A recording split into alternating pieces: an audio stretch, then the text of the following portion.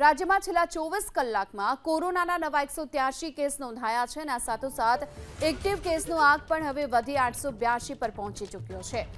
આ સાથે જ 8 દિવસમાં 2 દિવસની જો વાત કરીએ તો 2 દિવસ અગાઉ કોરોનાના 615 એક્ટિવ કેસ હતા અને 2 દિવસમાં જ કોરોનાના એક્ટિવ કેસમાં 33% થી પણ વધુનો વધારો થઈ ચૂક્યો છે।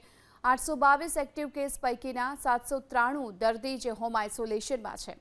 29 દર્દી હવે એવા છે જેમને સારવાર લેવાની જરૂર પડી છે, ત્યારે નવા કેસ પ્રમાણે પણ છેલ્લા 5 દિવસથી વધારો થઈ રહ્યો છે। રાહતની વાત એ પણ છે કે સળંગ 5મા દિવસે પણ કોરોનાથી એક પણ મોત નથી નીપજ્યું। સૌરાષ્ટ્ર અને કચ્છમાં પણ કોરોનાના કેસ વધી રહ્યા છે। રાજકોટમાં 10 વર્ષના બાળક સહિત 9 લોકોનો કોરોના રિપોર્ટ પોઝિટિવ આવ્યો છે। રાજકોટમાં કુલ કેસનો આંક 77 પર પહોંચ્યો છે। જામનગરમાં પણ નવા 8 કેસ નોંધાયા। કચ્છ ભુજમાં પણ 3 અને નખત્રાણામાં 1 કેસ નોંધાયો છે।